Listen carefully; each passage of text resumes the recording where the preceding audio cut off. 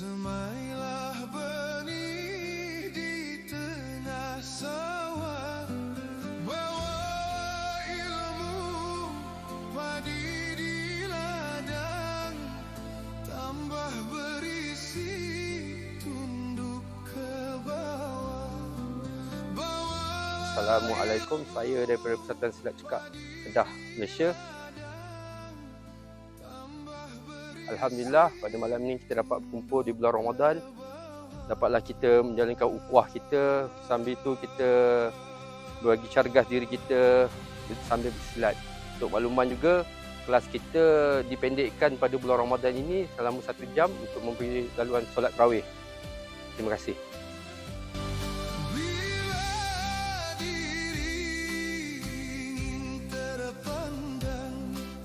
Jauhi kata tinggi melambung, bila diri ingin terpandang.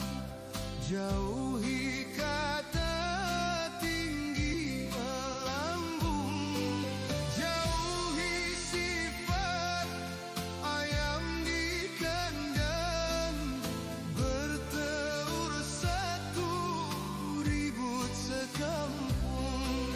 Jauhi sifat ayam di kandang, bertelur satu ribut sekampung.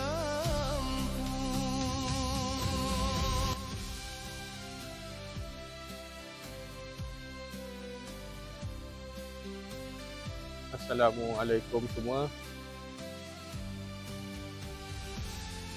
Alhamdulillah, hari ini sudah 16 Ramadan. Sungguh pun begitu, di bulan yang mulia ini pelaksanaan kelas latihan seperti biasa, cuma waktunya dipendekkan pada 1 jam. Bermula dari jam 10.30 malam hingga 11.30 malam. Walaupun dalam bulan Ramadan, kita tetap meneruskan latihan seperti biasa di pusat latihan Ibu Pejabat Kamu Baru untuk mengekalkan ketegasan badan dan juga minda. Di samping dapat meneruskan amanah dan kesinambungan guru-guru yang diberikan guru-guru terdahulu, silat cekak sangatlah mudah bagi mereka yang mendapat hidayah. Sungguh pun begitu, hendaklah tabah, insya-Allah mendapat faedah. Terima kasih. Wassalamualaikum warahmatullahi wabarakatuh.